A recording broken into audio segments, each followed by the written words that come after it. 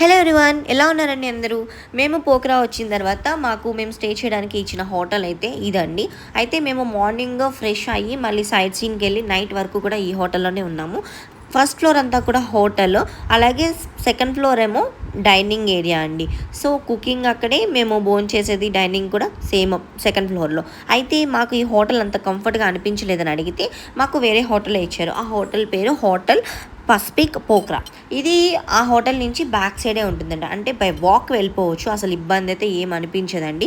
కాకపోతే ఇక్కడ చిన్న ఇష్యూ ఏంటి అంటే, మేము లంచ్ చేయాలంటే ఫస్ట్ చూపించిన హోటల్కే రావాలి. ఇక్కడ రూమ్స్ అయితే చాలా బాగున్నాయండి, నాకు నచ్చింది. కాకపోతే ఇంకొక చిన్న డ్రాబ్యాక్ తెలీదు, లేదంటే నాకు నచ్చింది ఏంటి అంటే ఇక్కడైతే ఏసీ లేదండి. సో అది దీనికైతే కామెంట్స్ అయితే అస్సలు పెట్టద్దు, మీరున్న ఏరియానే కూలింగ్గా ఉంటుందని. అలా అయితే నాకేం అనిపించలేదండి.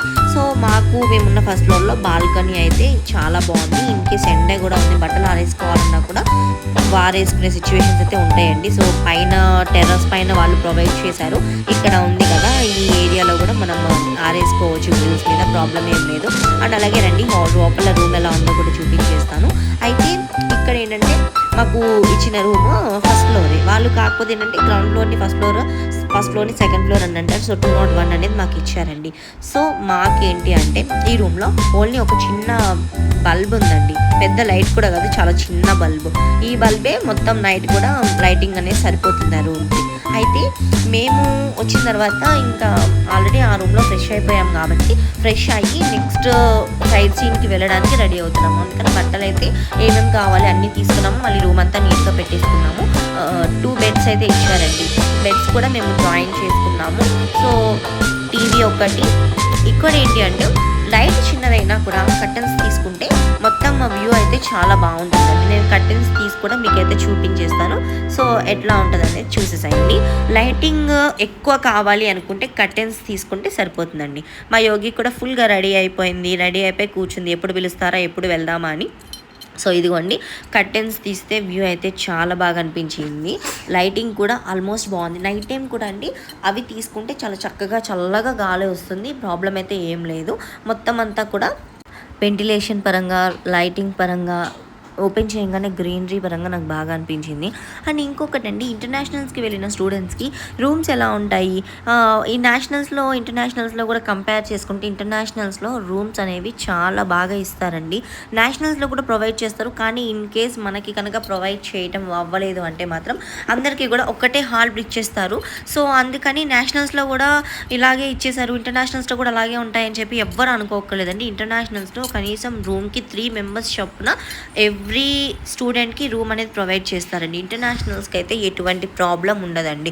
ఎందుకంటే మనం రూమ్ రెంట్ కూడా వాళ్ళకి ఆ ఛార్జెస్లోనే ఇంక్లూడ్ చేసి ఇచ్చేస్తాము. సో ఎవ్వరు కూడా అసలు అట్లా అనుకోవడానికి లేదండి.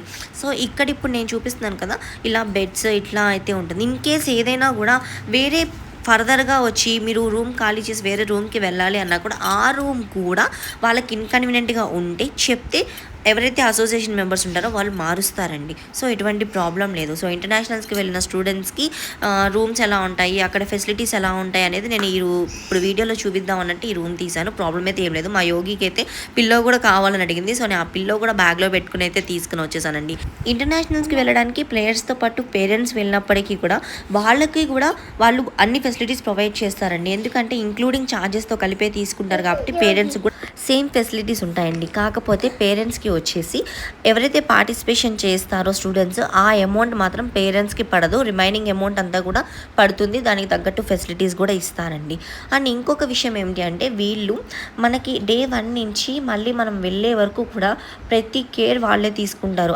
బయటకి ఎక్కడికైనా తీసుకెళ్లారనుకోండి సైడ్ సీన్కి, అక్కడ టికెట్స్ వాళ్ళే తీస్తారు. అక్కడ ఇంకా ఏమన్నా కావాలి అంటే కూడా వాళ్ళని వెహికల్స్ కానీ ఇవన్నీ కూడా వాళ్ళే అరేంజ్ చేస్తారండి.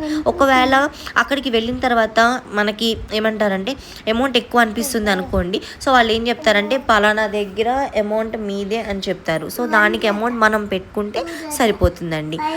మనం ముందు రోజే రిపోర్ట్ చేస్తారు ఎక్కడెక్కడికి వెళ్తాము ఏంటి అని. అక్కడ కనుక మనం ఒకవేళ అమౌంట్ కనుక ఎక్కువ అవుతుంది అంటే మీరు పెట్టుకోవాలి, ఇంట్రెస్ట్ ఉన్న వాళ్ళు రండి, లేకపోతే లేదు అంటారు. ఇక్కడ బలవంతం ఏం లేదండి మనకి.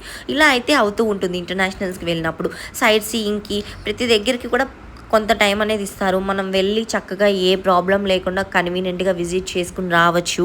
మళ్ళీ అక్కడ నుంచి వేరే ప్లేస్కి అట్లా మనకు ఓపిక ఉన్నంత వరకు కూడా వాళ్ళు చూపించిన ఏరియాస్కి మనం వెళ్ళి శుభ్రంగా చూసుకుని రావచ్చండి. ఇన్ కేస్ వెళ్ళలేని వాళ్ళు ఎవరైనా ఉంటే ఆ వెహికల్లోనే కూర్చోవచ్చు, అది కూడా ప్రాబ్లం ఏమి ఉండదండి. ఫైనల్లీ పోఖ్రాలో నేను ఉన్న రూమ్ టూర్ అండి ఇది. సో మీకు ఎలా అనిపించింది? నాకైతే రూమ్ చాలా బాగా నచ్చిందండి. సో ఛానల్ని సబ్స్క్రైబ్ చేసేసుకోండి. బాయ్.